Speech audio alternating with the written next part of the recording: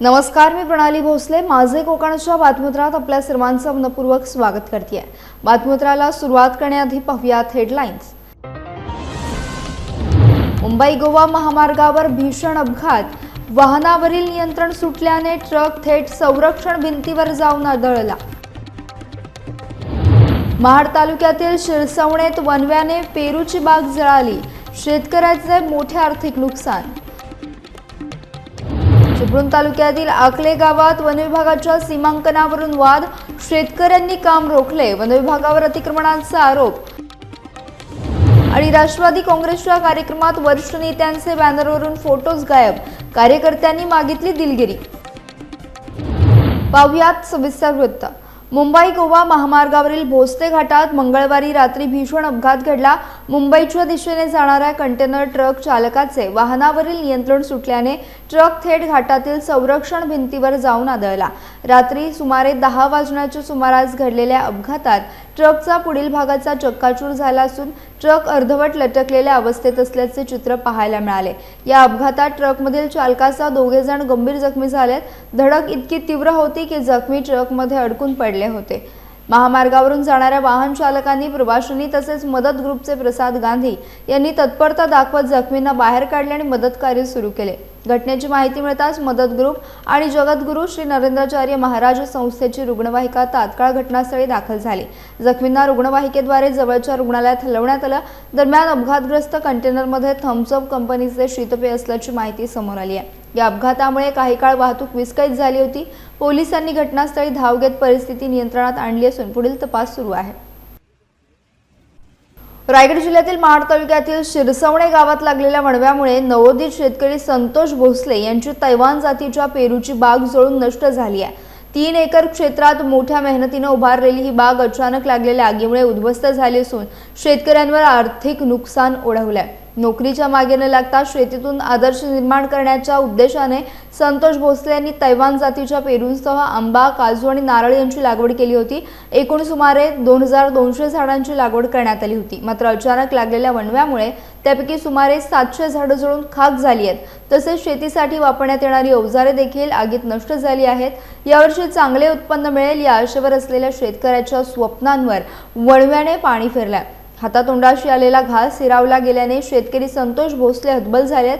शासनाने तातडीने पंचनामा करून नुकसान भरपाई द्यावी अशी मागणी शेतकरी संतोष भोसले यांनी केली आहे. मी या ठिकाणी जवळजवळ 3 एकरामध्ये पेरूची लागवड केलेली आहे. पहिलं पीक घेऊन झालं, आता हे दुसरं वेळचं पीक आहे. आणि मी इथे हजर नसताना आकस्मिक कुठून वणवा आला पटरीच्या साईडने आणि जवळजवळ 700 झाडं माझी पेरूची, तसेच काजू 25 एक, आंबा जवळजवळ 20 आंब्याची झाडं आणि नारळाची 25 झाडं अशी झाडं बनव्यामध्ये जळून पूर्णपणे जवळजवळ नष्ट झालेली आहेत. त्या अवस्थेत आता आहेत. तर माझं शासनाला एवढंच मत आहे की आता जवळजवळ माझ्या ह्या 600 झाडांमधून मला जवळजवळ 4 ते 5 टन माल निघला असता आणि हार्वेस्टिंगला आलेली बाग जळून खाक झालेली. सर्व फळं जळून खाली पडलेली अवस्थेत आहेत. आता याच्यामधून उत्पन्नाचं सोर्स, जे उत्पन्नाचं साधन, जे फळबागेकडे आता कोकणातला शेतकरी वळतोय, त्याच्या ज्या उमेद आहेत त्या संपुष्टात येतील अशा गोष्टींमुळं. कारण शेती पूर्णपणे संपलेली आहे. तर आता हाच एक पर्याय आहे की कोकणात तरुणांना की पैशाचं आर्थिक उत्पन्न वाढवण्यासाठी एक साधन आहे. तर ह्या वणव्यासाठी काहीतरी प्रथम उपचार करण्यात यावे शासनाकडून.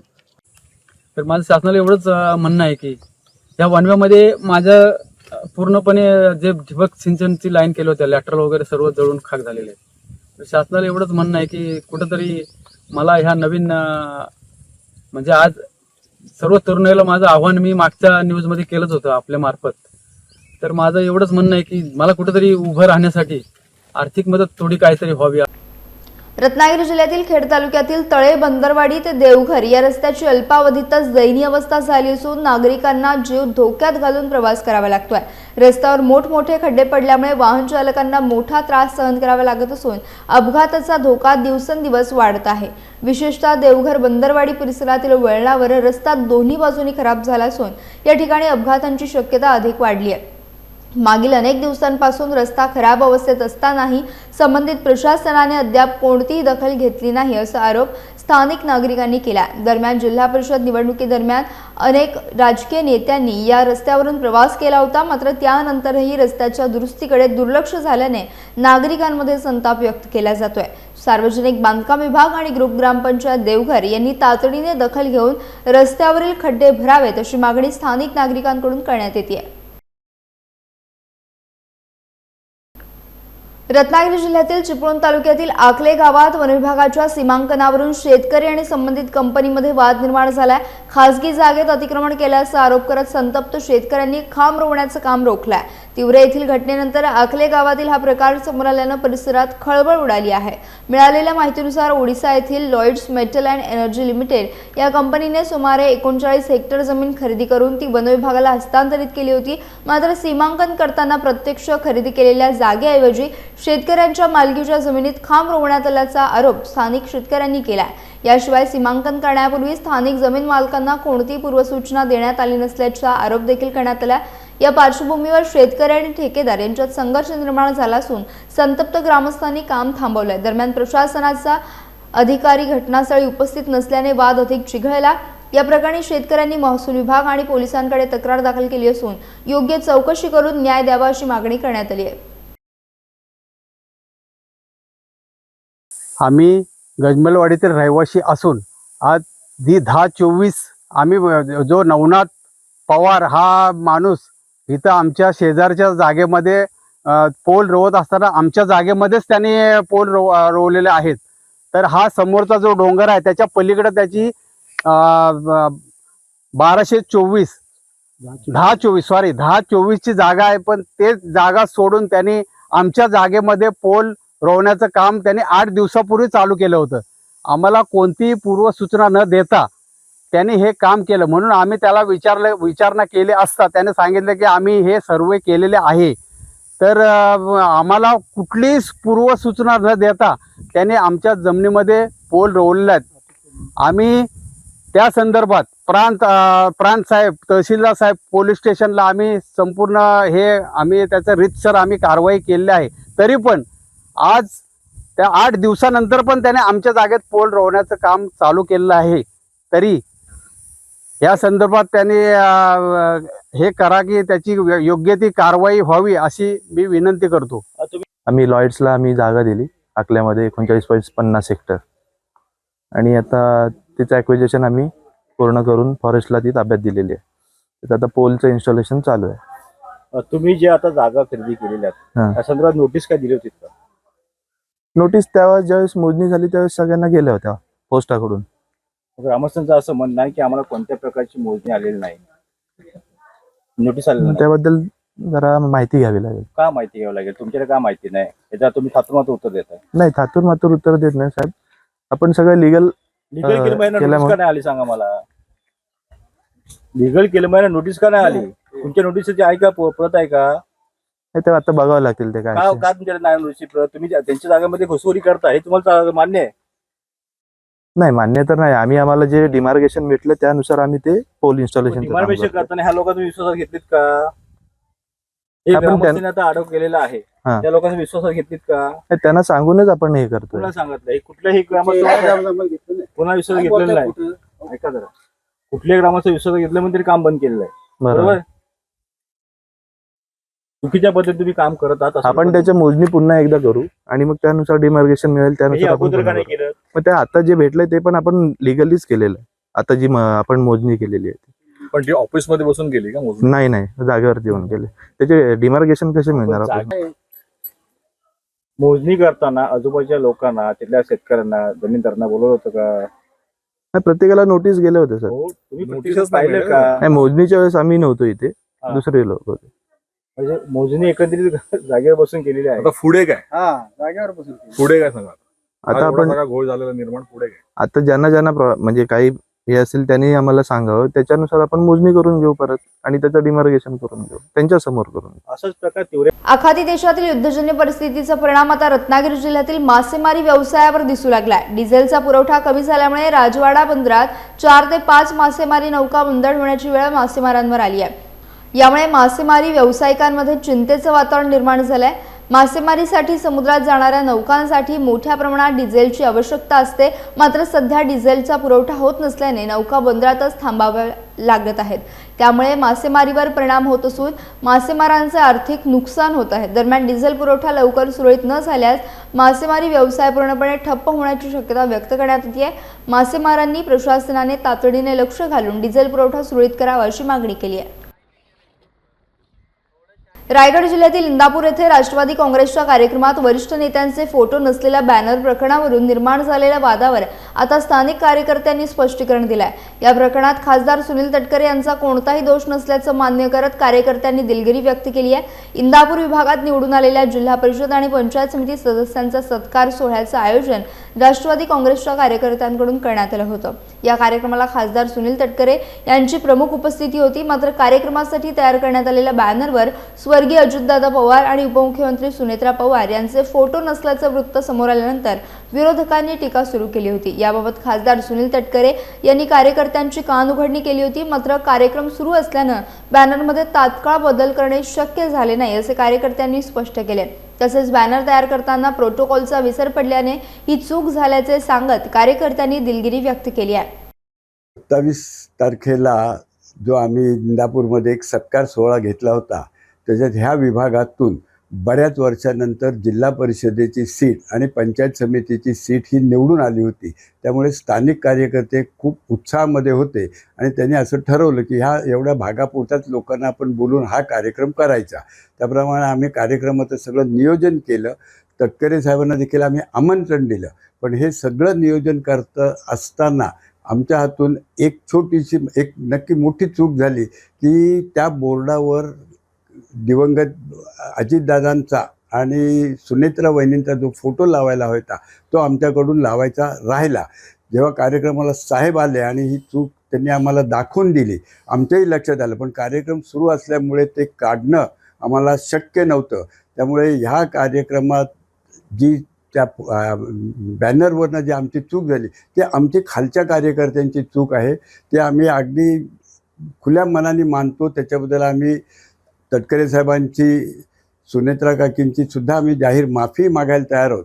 पण ह्या कोणत्याही याच्यामध्ये साहेबांनी आम्हाला जे नंतरसुद्धा ओरडले होते, झापले होते की बा असं तऱ्हेने कुठलाही बोर्डावर ह्याच्या पुढे हे 2 फोटो असल्याशिवाय बोर्ड तयार करायचे नाहीत, कार्यक्रम घ्यायचा नाही, हे आम्हाला मान्य झाले।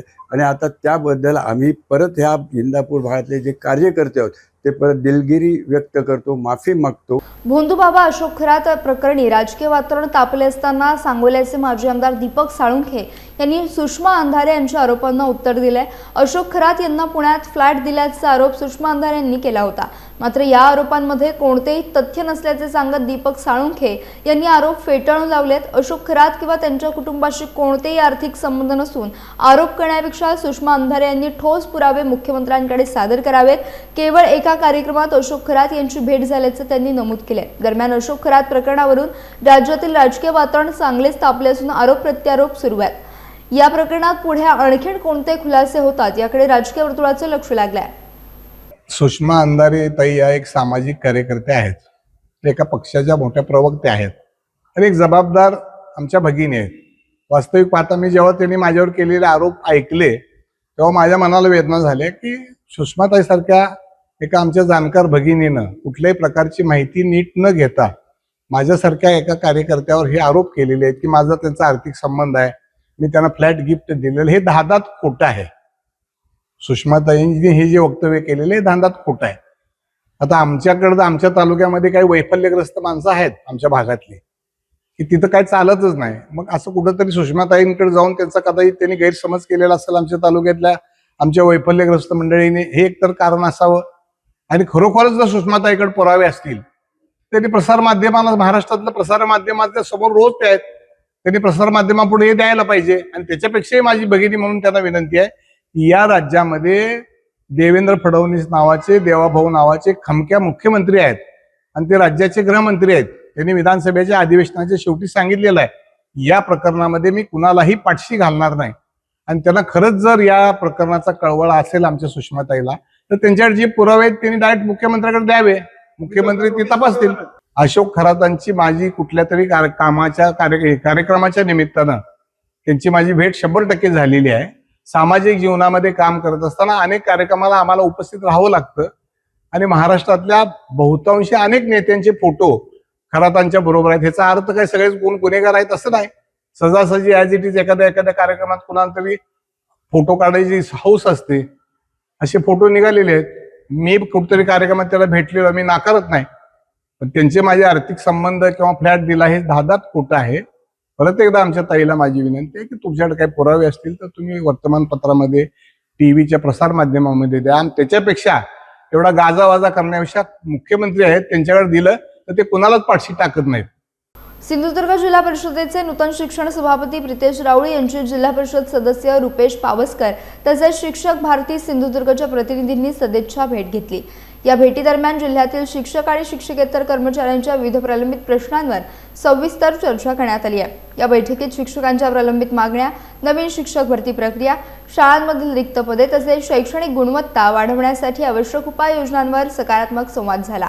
याशिवाय विद्यार्थ्यांना भेडसावणाऱ्या अडचणी आणि शिक्षण व्यवस्थेतील सुधारणा याबाबत देखील चर्चा करण्यात आली. नवीन जबाबदारी स्वीकारल्यानंतर शिक्षण क्षेत्रातील प्रश्नांना प्राधान्य देणार असल्याचे शिक्षण सभापती प्रितेश राऊळ यांनी स्पष्ट केले. तसेच सर्व घटकांना सोबत घेऊन शिक्षण व्यवस्थेत सुधारणा करण्याचा निर्धार त्यांनी व्यक्त केला.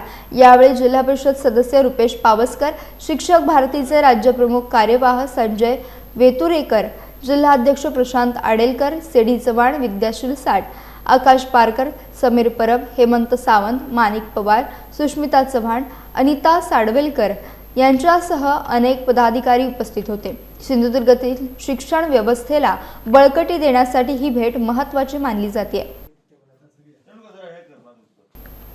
2 ते 6 एप्रिल 2026 दरम्यान नाशिक जिल्ह्यातील सिन्नर येथे होणाऱ्या 73व्या राज्य अजिंक्यपद आणि निवड चाचणी कबड्डी स्पर्धेसाठी रत्नागिरी जिल्हा पुरुष व महिला संघ जाहीर करण्यात आला आहे. रत्नागिरी जिल्हा कबड्डी असोसिएशनच्या वतीने निवड झालेल्या खेळाडूंचे तसेच प्रशिक्षक आणि व्यवस्थापकांचे अभिनंदन करून पुढील वाटचालीस शुभेच्छा देण्यात आल्या. या स्पर्धेसाठी खेड तालुक्यातील पुरुष संघातून 2 खेळाडूंची निवड झाली आहे. काळकाई कला क्रीडा केंद्र भरणे संघाचा अष्टपैलू खेळाडू अथर्व धुमाळ याची संघाच्या कर्णधारपदी निवड करण्यात आली असून सूरज राठोड याचाही संघात समावेश करण्यात आला. तर महिला संघात खेड तालुक्यातील अनिकेत स्पोर्ट्स क्लब भरणे येथील 5 खेळाडूंची निवड करण्यात आली आहे. यामध्ये समरीन शौकत बुरोणकर, तस्नीम समद बुरोणकर, सिद्धी राजेंद्र चाळके, प्रतीक्षा चव्हाण आणि सलोनी महाडिक यांचा समावेश आहे. निवड झालेल्या सर्व खेळाडूंचे खेड तालुका कबड्डी असोसिएशनच्या वतीने अभिनंदन करण्यात आले असून राज्यस्तरीय स्पर्धेत चमकदार कामगिरी करण्यासाठी शुभेच्छा देण्यात आल्या. रायगड जिल्ह्यातील पेण तालुक्यातील वढाव गावातील प्रसिद्ध बहिरी देवाची यात्रा यंदा मोठ्या उत्साहात पार पडली. सालाबादप्रमाणे भरलेल्या यात्रेसाठी मुंबई, ठाणे, पुणे, कोकणासह राज्याच्या कानाकोपऱ्यातून भाविकांनी मोठ्या संख्येने उपस्थिती लावली होती. या यात्रेचे प्रमुख आकर्षण ठरली ती पारंपरिक देवखाटी स्पर्धा आणि भक्तांच्या सहभागाने रंगलेला छबिना सोहळा. चैत्र पौर्णिमेच्या 1 दिवस आधी दुपारी 12 वाजता बहिरी देवाच्या मंदिरातून छबिना निघाला. भंडारा उधळत ढोल ताशांच्या गजरात आणि पारंपरिक गीतांच्या स्वरात छबिना गावातून मोठ्या उत्साहात मार्गस्थ झाला. शेकडो भक्तांनी अंगावर काटेरी पेरकूट मारून घेत पारंपरिक श्रद्धेनं दर्शन घडवले. छबिना मोठे वडाव मार्गे दीव गावातील नागेश्वर देवाला भेट देऊन पुन्हा वडाव गावात आला. त्यानंतर शिवनेरी मैदानात देवकाठी उभारण्याच्या स्पर्धेला सुरुवात झाली. उंच देवकाठी उभारण्याची स्पर्धा पाहण्यासाठी नागरिकांची मोठी गर्दी होती. दरम्यान यात्रेनिमित्त विविध दुकाने, पाने, खेळणी, मिठाई आणि खाद्यपदार्थांची रेलचेल पाहायला मिळाली. भर उन्हात यात्रा भरल्याने पाणी टंचाईचे सावट जाणवत असले तरी भक्तांचा उत्साह मात्र कायम दिसून आला.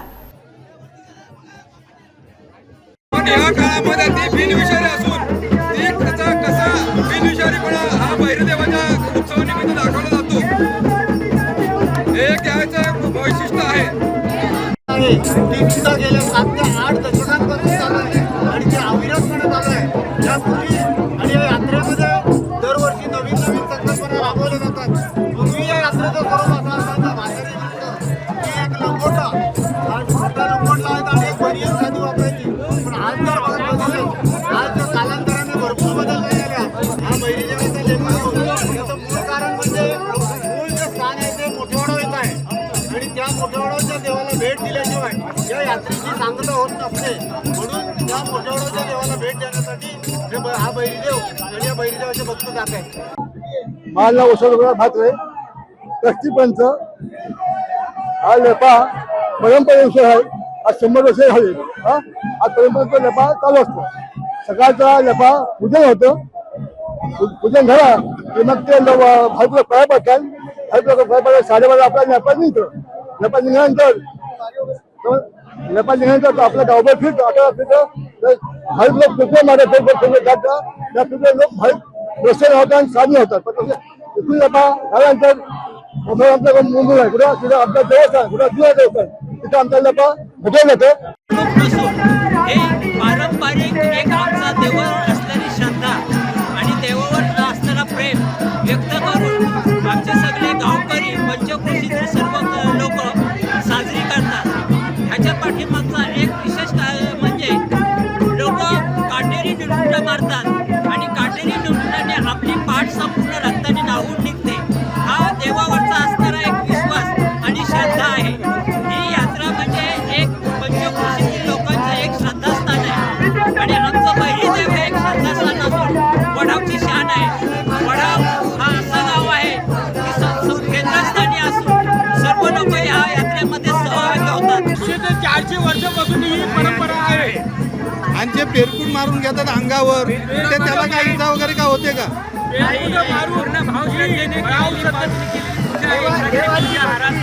देवाचा कोणाला त्रास होत नाही.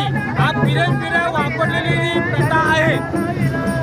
तर वडावगाव हे सणांचं माहेरघर याचसाठी ओळखलं जातं की वैशिष्ट्यपूर्ण सण किंवा अगदी शतकांची परंपरा असणारं शतकांपेक्षा जास्त वर्ष सण साजरा करणारा आणि एकोप्याने सण साजरा करणारं गाव म्हणून हे वडावगाव ओळखलं जातं. तर याचसाठी याच सणाचं याच यात्रेचं जर वैशिष्ट्य पाहिलं तर आपण माझ्या हातात पाहू शकत असाल हे जे पेरकूट दिसतंय हे पूर्ण काटेरी पेरकूट असतं. अशा काटेरी पेरकूट हे सर्व भक्तगण आपल्या अंगावर मारून घेत असतात आणि आपल्या देवाला खऱ्या अर्थाने रक्ताची आहुती देत असतात.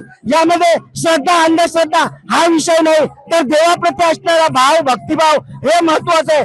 अत्यंत उत्साहातच हा सण साजरा होत असतो. मात्र या वडाव गावातील मंडळी अतिशय जोशाने साजरे करत असतात. म्हणूनच खऱ्या अर्थानं वडावगाव हे सणांचं माहेरघर म्हणून ओळखलं जातो. या यात्रेत आपण फक्त पुरुषांचा नाही तर महिलांचा सहभाग सुद्धा पाहिला असाल. यासह बातमीपत्रात वेळ झाली इथेच थांबण्याची. भेटूयात नवीन बातमीपत्रासह. तोपर्यंत तुम्ही कुठेही जाऊ नका. पाहत राहा फक्त माझे कोकण.